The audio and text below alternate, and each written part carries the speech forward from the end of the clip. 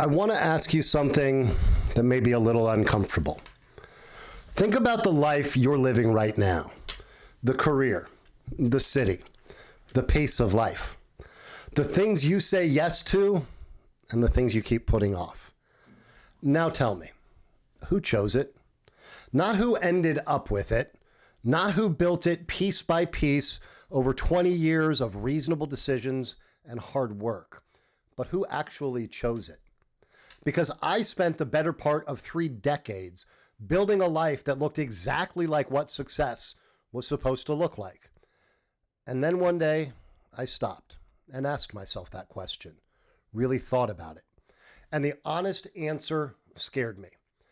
I had built an extraordinary life, and most of it had been designed by someone else.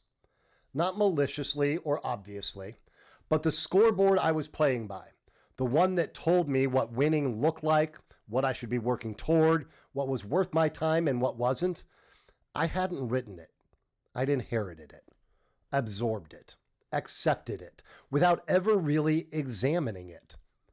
Today, I want to talk about what it actually takes to examine it and what happens when you do. Welcome to Living All In. I'm Barrick Abramson. This is episode 8. Most people spend their whole life building something and never stop to ask if it's the life they actually wanted. I've built businesses, finished races I had no business starting, survived things that were supposed to stop me. And at some point, in the middle of all of it, I had to stop and look hard at who I was becoming. That's where I figured out what actually matters.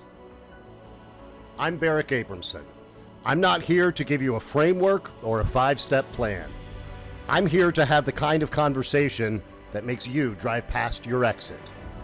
This is Living All In, and if you're here, you already know there's deeper water to be explored.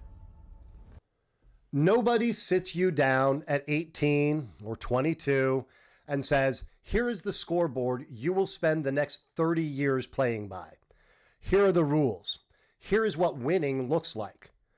It's subtler than that. It's more complicated and convoluted.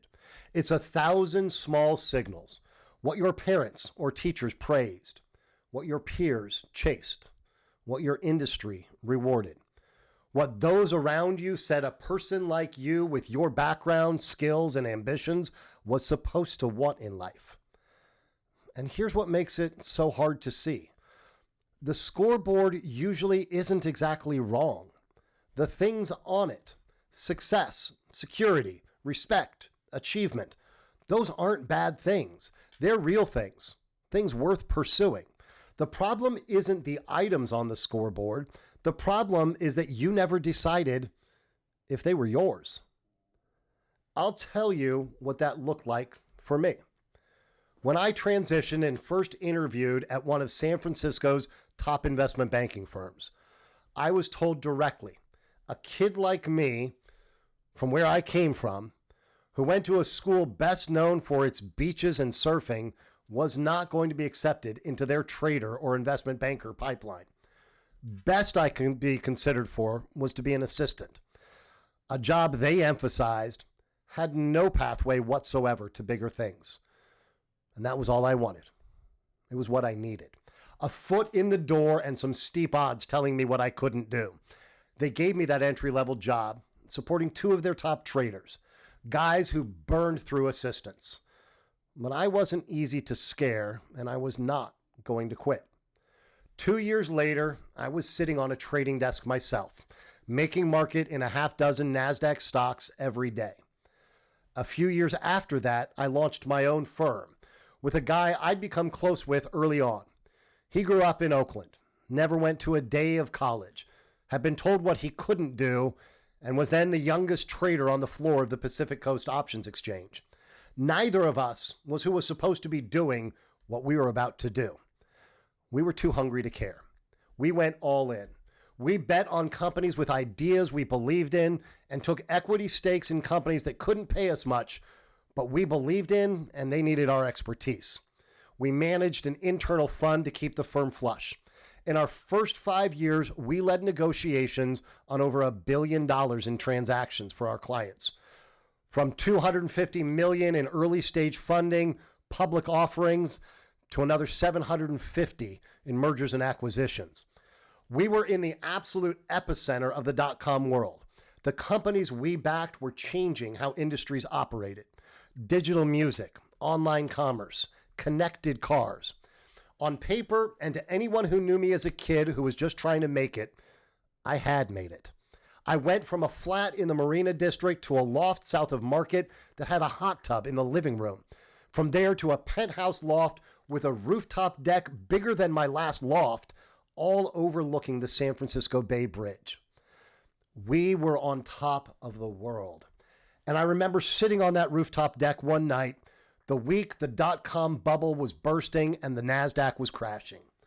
Bottle open, telling my business partner, you know, Bubba, neither of us was ever supposed to make it this far. That was true. And I meant it as a compliment to both of us. But somewhere in that sentence was also the problem.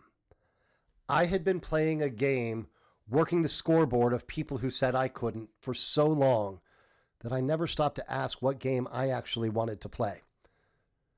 I was winning. I just wasn't sure it was my game or one I wanted to play. Sometimes the wake up is dramatic. Those who follow this show know mine. I've talked about the medical chapter, the 72 hours I spent with death in the room, the decision to fight back. That was a dramatic wake up, pretty hard to ignore. But here's what I've learned coaching and working alongside senior leaders for the better part of 2 decades now. Most people's wake up isn't dramatic. It's quiet. It accumulates. It's a Monday morning when you realize you're dreading something you used to look forward to. It's your kid asking why you're always on your phone instead of playing with them.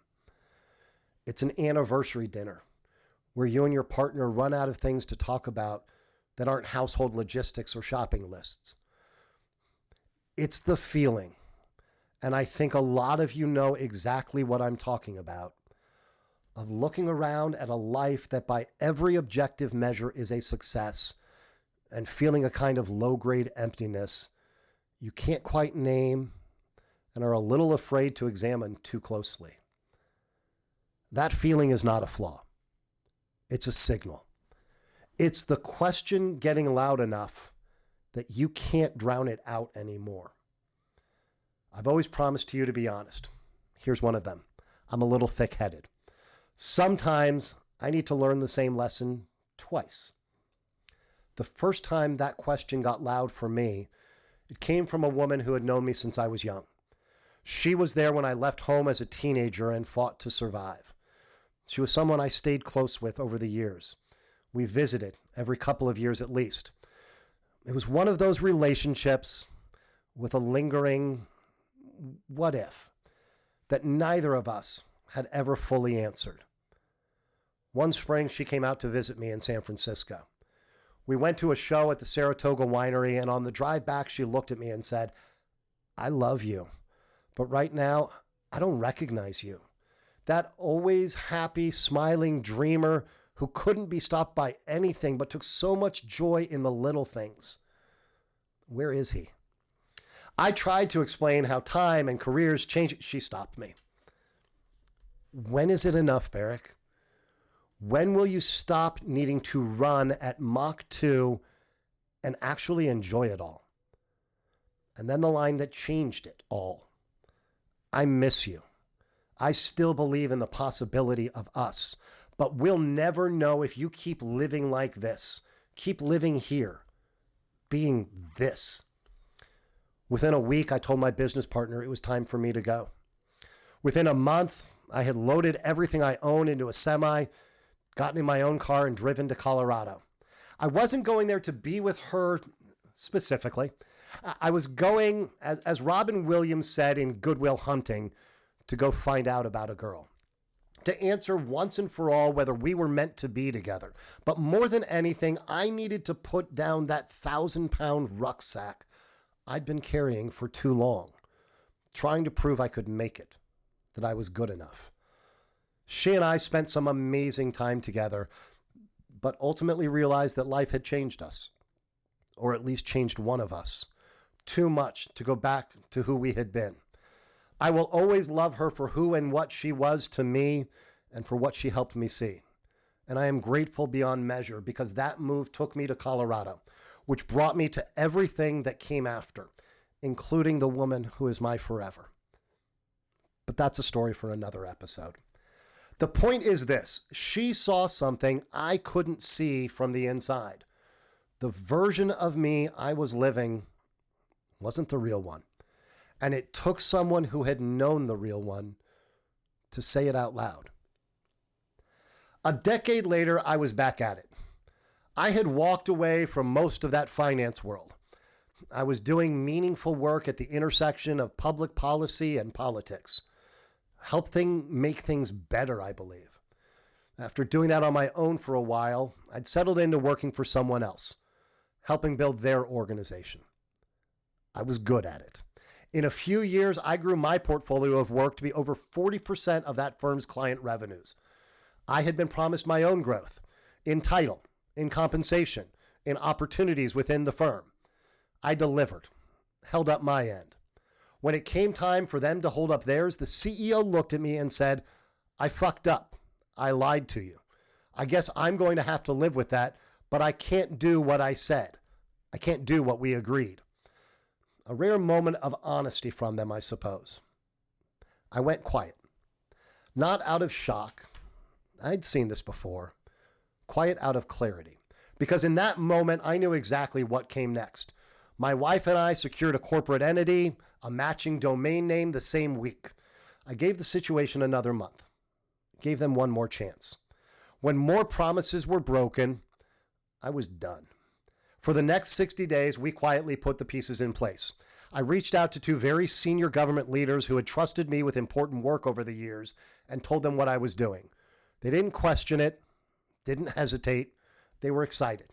They congratulated me. So then we did it. We bet everything on us. That was the day I stopped asking whose agenda I was on and the day I started building my own. Important note. Effectiveness is about execution. Fulfillment is about meaning. You can be world-class at executing someone else's agenda and still be empty at the end of the day. I know, because I was. And I'm here to tell you the other side is better than you're letting yourself imagine. If you're sitting with any of what I've described, the low-grade emptiness, the sense that something is missing even though everything looks right, here's the first question I'd ask you to sit with. Not, what do you want? That's too big. Most people freeze on that question because it feels like it requires a complete answer and plan before you can do anything. So start smaller. Start with this. What are you doing right now that you'd stop doing tomorrow if you could? I don't mean the things that are hard, not just the things that require sacrifice or discipline. I mean the things that if someone told you they were going away, you'd feel a wave of relief. Most people have never asked themselves that question with any honesty because the honest answer tends to be uncomfortable. It often implicates decisions you've already made, commitments you've already taken on, identities you've built a life around. But it's the starting point. Because before you can build the life you want, you have to be honest about the parts of the life you have that you never actually chose. Here's a practical exercise I use with clients and myself. I call it the calendar audit. Pull up your calendar or journal for the last 30 days. Not the ideal calendar, the actual one, what you actually spent your time on. Every meeting, every commitment, every task, every yes to something that popped up, every recurring obligation. And for each item, ask one question. If this disappeared tomorrow, would I feel relieved or would I feel a loss? Be honest. Don't answer with what you think you should feel. Answer with what you actually feel. And the things that would leave you feeling relieved, those are candidates for elimination, delegation, redesign, or serious reconsideration. They're the parts of your life that someone else put there or that a previous version of you chose and never revisited. The things that would leave you feeling a genuine loss if they went away. Those are your signals. Those are pointing at what actually matters to you. Most people, when they do this, honestly, discover that somewhere between 30 and 50% of what fills their calendar is in that first category. Things they're doing out of obligation, inertia, or other people's expectations. That's not a character flaw or a moral failing. That's just what happens when you live on autopilot long enough. The calendar fills up with other people's priorities because you haven't been ruthless enough about protecting space for your own priorities. After the calendar audit comes the harder question. Not what would you stop? What would you start? If the next 5 years looked exactly the way you wanted them to, not what somebody says is realistic, not what's safe, not what other people would approve of, what you most want those years to be, what would be in them? What would be in your days that isn't there now? I'm not asking for a full plan. I'm asking for one true thing. One thing you know you want that you've been talking yourself out of, rationalizing away, or quietly waiting for permission to pursue. Because here's what I've learned. Most people already know what they want. They just haven't given themselves permission to say it out loud yet.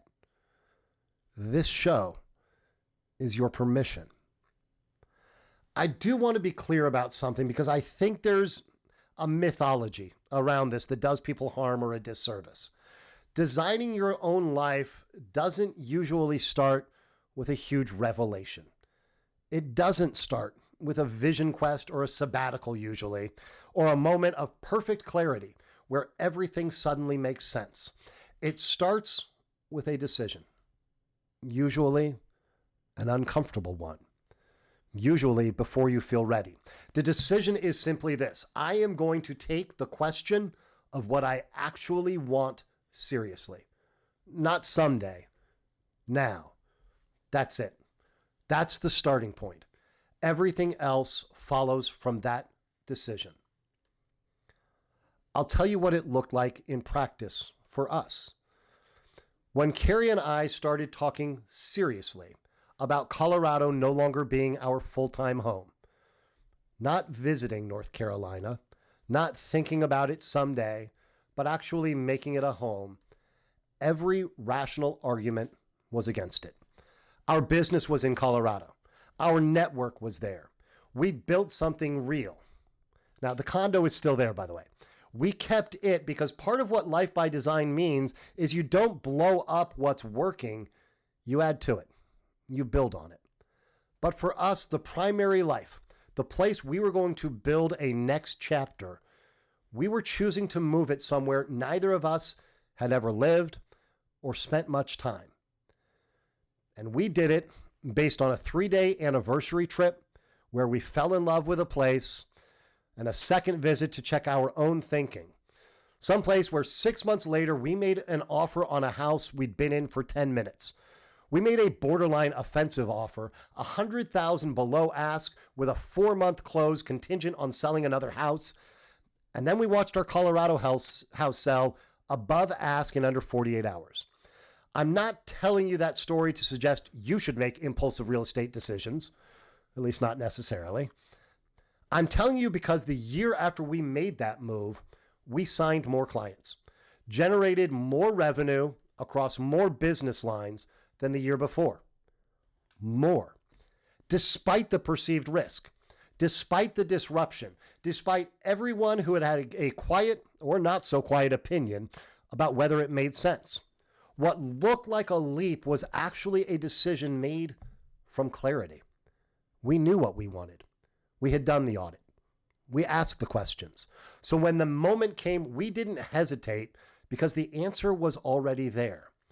And that's what taking it back actually looks like. Not reckless, not impulsive, clear. I want to close with something direct. If you're listening to this and something in the last 30 minutes has landed, if you recognized yourself in any of it, I want you to do one thing before you move on to whatever's next. Write down one true thing you want that you haven't been honest about with yourself. Not a plan, not a strategy, just one true thing you want. You don't have to share it with anyone. You don't even have to act on it today, but write it down, because the act of writing it makes it real in a way that just thinking it doesn't. That's the beginning of taking your life back, of building a life by design. The scoreboard you've been playing by was built by someone else. Maybe your parents, your professors, or a boss. Maybe your industry. Maybe a version of you that was 25, wide-eyed, inexperienced, ambitious, maybe a little scared or overwhelmed, and just hadn't figured out what actually mattered. That version of you did the best they could. Honor that. And then build your own scoreboard. On the next episode, I'm going to get into what that actually looks like in practice. The principles and the code that I've built my own life around over the last decade. Not some framework that someone handed me. The things I've actually lived by, tested, and in a lot of cases learned the hard way. Until then, live with purpose, live with intention, and live all in.